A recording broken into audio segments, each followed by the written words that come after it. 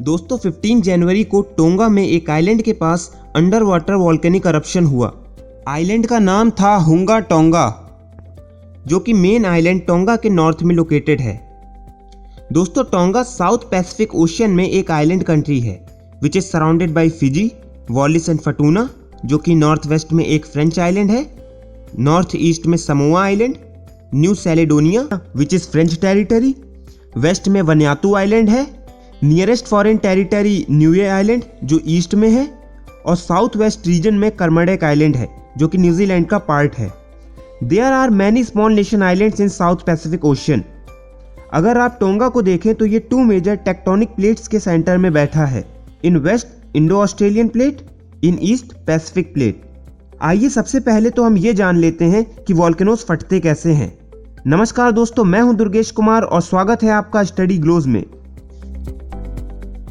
दोस्तों वॉल्केनोज तब एक्सप्लोड होते हैं जब मॉल्टन रॉक, जिसे मैग्मा कहते हैं, सरफेस पर राइज करती है। मैग्मा तब बनता है जब अर्थ का मेंटल मेल्ट होता है, और मेल्टिंग तब हो सकती है जब टेक्टोनिक प्लेट्स अलग हो रही हों या एक प्लेट दूसरे के नीचे पुश की गई हो। मैग्मा रॉक से हल्का होता है, इसलिए अर्थ क्रस्ट की ओर राइज करने लगता है। जैसे ही मैग्मा उठता है उसके अंदर गैस के बबल्स बनते हैं। बहता हुआ मैग्मा लावा के फॉर्म में इसकी सरफेस पर बहने से पहले अर्थ क्रस्ट में होल्स के थ्रू फूटता है। यदि मैग्मा थिक है तो गैस के बबल्स ईजिली नहीं निकल सकते हैं और मैग्मा के बढ़ने पर प्रेशर क्रिएट करते हैं। जब प्रेशर बहुत ज़्यादा होता है तो वो एक एक्सप्लोसिव एरप्शन हो सकता है जो कि डेंजरस और डिस्ट्रक्टिव हो सकता है। एक और तरीके से एरप्शन होता है जब सरफेस के नीचे का पानी हॉट मैग्मा के साथ इंटरेक्ट करता है और स्टीम बनाता है।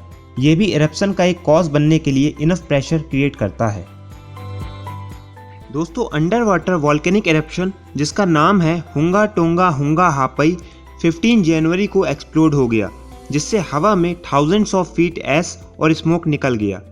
ये पैसिफिक रिंग ऑफ फायर के साथ लाई करता है और आइलैंड नेशन ऑफ टोंगा से सिर्फ 60 किलोमीटर की डिस्टेंस पर है। पैसिफिक रिंग ऑफ फायर या पैसिफिक रिम या सरकम पैसिफिक बेल्ट पैसिफिक के आसपास के रीजन को कहा जाता है, बिकॉज यहाँ बहुत एक्टिव वॉल्केनोज और फ्रिक्वेंट होने वाले अर्थक्वेक्स मिलेंगे आपको। ये वर्ल्ड के अबाउट 75% वॉल्केनोज का घर है। साथ ही वर्ल्ड के करीब 90% अर्थक्वेक्स यहीं आते हैं। ये area Pacific plate, Philippine plate, जुआन डे फूका प्लेट सहित कई टेक्टोनिक प्लेट्स के साथ है। इन प्लेट्स की मूवमेंट हर साल अधिक मात्रा में अर्थक्वेक और सुनामी की विटनेस बनती है। रिंग ऑफ फायर के मेजर पार्ट के साथ टेक्टोनिक प्लेट्स एक दूसरे की ओर बढ़ते हुए सबडक्शन जोन्स बनाते हैं। एक प्लेट नीचे की ओर ढकेल दी जाती है या दूसरी प्लेट द्वारा नीचे की ओर ढकेल दी जाती है। मतलब एवरी ईयर सिर्फ 1 या 2 इंच की ही मूवमेंट होती है। और जैसे ही सबडक्शन होता है रॉक्स मेल्ट होने लगती हैं, मैग्मा बन जाती हैं और अर्थ सरफेस पर चली जाती है और वॉल्केनिक एक्टिविटीज़ का कारण बनती है। दोस्तों टोंगा के केस में पैसिफिक प्लेट को इंडो ऑस्ट्रेलियन प्लेट और टोंगा प्लेट के नीचे ढकेल दिया गया, जिससे मॉल्टन रॉक ऊपर उठ गई और वॉल्केनोज की चेन बन गई। सबडक्शन जोन भी है जहां प्लेनेट के most of the violent earthquakes आते हैं। 26 दिसंबर 2004 को अर्थक्वेक सबडक्शन जोन के साथ आया था, जहां इंडियन प्लेट बर्मा प्लेट के नीचे ढक गई थी। दोस्तों tonga kingdom generally global attention attract नहीं करता है, लेकिन 15 जनवरी को हुए violent under water volcanic eruption ने लगभग आधी दुनिया में सदमे की लहरें फैला दी हैं।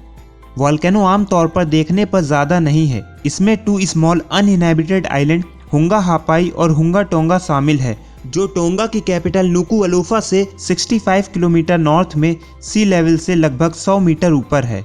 लेकिन ये वेव्स के नीचे छिपा एक मैसिव वॉल्केनो है जो अराउंड 1800 मीटर ऊंचा और 20 किलोमीटर वाइड है।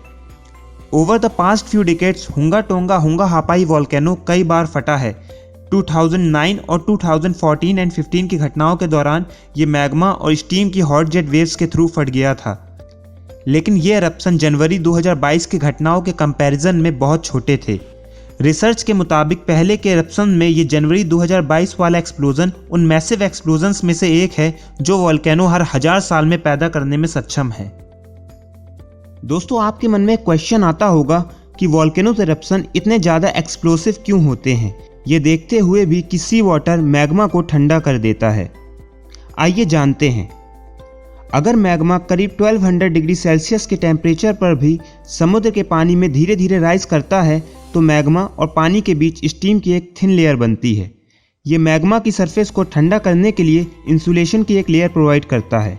लेकिन ये प्रोसेस तब काम नहीं करती जब वॉल्केनिक गैस से भरी ज़मीन से मैग्मा का ब्लास्ट हो जाता है। जब मैग्मा तेज़ी से पानी में एंटर करता है तो स्टीम की कोई भी लेयर जल्दी से बर्स्ट हो जाती है, जिससे हॉट मैग्मा कोल्ड वाटर से सीधे कांटेक्ट में आ जाता है। वॉल्केनो रिसर्चर इसे फ्यूल कूलेंट इंटरेक्शन कहते हैं और ये वेपन ग्रेड केमिकल एक्सप्लोजन्स के समान है। जो एक्सट्रीम वायलेंट ब्लास्ट होते हैं वो मैग्मा को अलग कर देते हैं। फिर एक चेन रिएक्शन शुरू होती है। न्यू मैग्मा फ्रेगमेंट्स पानी में फ्रेश हॉट इंटीरियर सरफेस को एक्सपोज करते हैं। अल्टीमेटली वॉल्केनिक पार्टिकल्स को बाहर निकालते हैं और सुपरसोनिक स्पीड के साथ ब्लास्ट करते हैं। पैसिफिक नेशन और ह्यूमैनिटेरियन ग्रुप ने टोंगा के साथ कम्युनिकेशन एस्टैब्लिश करने के लिए बहुत स्ट्रगल फेस किया। जब मैसिव वॉल्केनिक एरप्शन से आई सुनामी ने टेलीफोन और इंटरनेट कनेक्शन काट दिया, जिससे छोटे आइलैंड नेशन के लिए कंसर्न बढ़ गए। शाम को करीब 6:40 पर इंटरनेट और फ़ोन लाइंस ठप हो गई थी। दोस्तों, टोंगा पर 1,05,000 लोगों का घर है। टोंगा को सुवा फिजी से एक अंडर सी केबल के थ्रू अपना इंटरनेट मिलता है जो डैमेज हो गया था।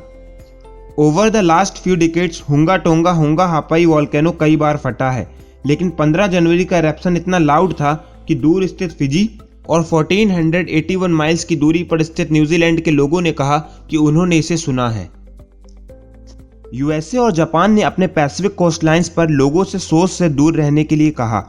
ऑस्ट्रेलिया ने न्यू साउथ वेल्स कोस्टलाइंस के लिए मरीन सुनामी वार्निंग इशू की। लॉर्ड होवे आइलैंड और नॉरफॉक आइलैंड ने कहा कि स्टेट के कोस्ट के साथ लोकल बीच भी बंद कर दिया गया है। न्यूजीलैंड में सुनामी की एडवाइजरी भी इशू की गई। दोस्तों, अंडर सी वॉल्केनिक एरप्शन से पैसिफिक रीजन के आसपास सुनामी का खतरा कम होना शुरू हो गया है, जबकि टोंगा को कितना नुकसान हुआ अभी भी क्लियर नहीं है। एड एजेंसीज ने कहा कि एरप्शन की ऐश और स्मोक अभी भी एयर एंड वाटर को अफेक्ट कर रही है। अथॉरिटीज ने लोगों को मास्क पहनने और बॉटल्ड वाटर पीने को कहा है। यूएस जियोलॉजिकल सर्वे ने अनुमान लगाया कि इरप्शन 5.8 मैग्नीट्यूड अर्थक्वेक के बराबर हुआ है। साइंटिस्ट का कहना है कि अर्थक्वेक की बजाय वॉल्केनोज द्वारा जनरेट की गई सुनामी रिलेटिवली रेयर है। पैसिफिक सुनामी सेंटर ने कहा कि 2.7 फीट तक की वेव्स डिटेक्ट की गई हैं। हवाई में पैसिफिक सुनामी वार्निंग सेंटर ने रिपोर्ट दी, जिसमें नवीली विली काउई में 1.6 फीट और हनाली में 2.7 फीट तक की वेव्स मेजर की गई हैं। दोस्तों, आज के लिए इतना ही। मिलते हैं अपने नेक्स्ट वीडियो में। अगर वीडियो अच्छा लगा हो तो इसे लाइक कीजिएगा, शेयर कीजिएगा और कमेंट करके ज़रूर बताइएगा।